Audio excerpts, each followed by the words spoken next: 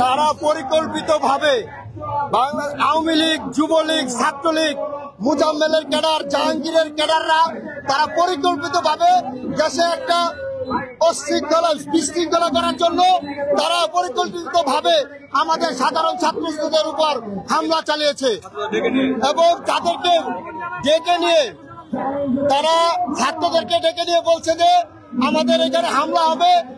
তারা তাদের নিরীহ ছাত্রদেরকে ডেকে নিয়ে তারা ডাকাত বলে ভাইকে ঘোষণা করে মুজাম্মেলের ভাতিজা এবং তার আত্মীয় স্বজন সহ সকলে ছাত্রলীগ, যুবলীগের পরিকল্পিতভাবে তারা এই কর্মকাণ্ডটি ঘটিয়েছে। তারা দেশের মধ্যে একটা বিশৃঙ্খলা চেষ্টা করা চলছে।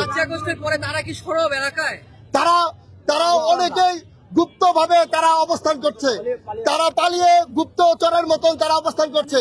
আপনারা ইতিমধ্যে জেনেছেন জাহাঙ্গীর তার বক্তব্য এবং একটি মিডিয়ায় ভাইরাল হয়েছে যে তার লোকজন বিভিন্ন জায়গায় সেট করে রেখেছেন।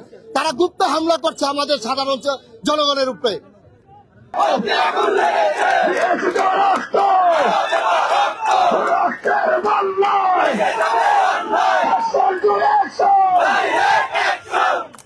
সর্বোপরি আমি বলতে চাই, কালকে প্রশাসন সেই একটা রূপ দেখাইছে, এই রূপ যদি আগামীতে চলতে থাকে তাহলে ছাত্ররা নিরাপত্তা থাকবেই না, আপনারা জনগণও নিরাপদ থাকবেন না। আমাদের এই প্রশাসনকে নির্মূল করতেই হবে, এই ফ্যাসিবাদের পক্ষের যে প্রশাসনকে নির্মূল করতেই হবে। যেই প্রশাসন এখনো পারে নাই এই সদরের মধ্যে যে কেন্দ্রীয় যে আওয়ামী লীগের যে কার্যালয় এটা ভাঙতে, যেই প্রশাসন পারে নাই, যেই প্রশাসন পারে নাই এই সকল মন্ত্রী মিনিস্টারের বাড়িতে সিলগালা করতে, যেই প্রশাসন পারে নাই কালকে 2.5 ঘন্টা পরেও আমাদের আহত ভাইদের কাছে গিয়ে দাঁড়াইতে, এই প্রশাসন আমরা চাই না। আমরা আমাদের দাবি নিয়ে আগাবো, আমাদের দাবি মানতেই হবে, এটা আমাদের দাবি, এটা আমাদের আলটিমেটাম। আমাদের দেওয়া দাবিগুলো হচ্ছে ফ্যাসিস্ট সরকারের দোসর খুনি মোজাম্মেল, জাহাঙ্গীর ও রাসেল এবং আওয়ামী লীগ কার্যালয়ে আজকে ছাত্র জনতা ঘুরে দিতে চাই। গতকাল রাতে জড়িত সন্ত্রাসীদের গ্রেপ্তার করতে হবে। সারা দেশে চিরুনি অভিযান সহ চালিয়ে আওয়ামী সন্ত্রাসীদের গ্রেপ্তার ও 7 দিনের মধ্যে এই সংগঠনকে নিষিদ্ধ করে বিচারের আওতায় আনতে হবে।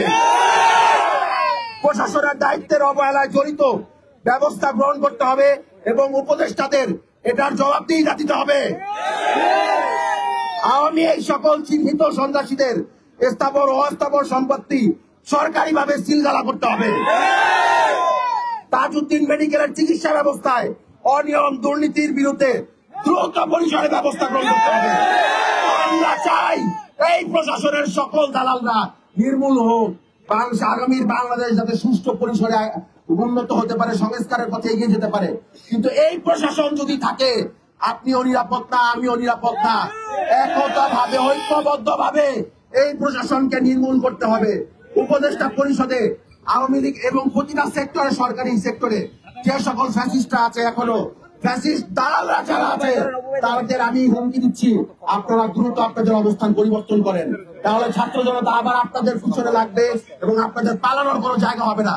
আপনাদের ব্যক্তি পালাইতে পারছে, কিন্তু দেশে ঢুকতে পারবেন না, আর আপনারা পালাইতে পারবেন না। কথাটা মাথায় রাখবেন। এটা ছাত্র জনতার আলটিমেটাম, ছাত্র জনতার হুঁশিয়ারি।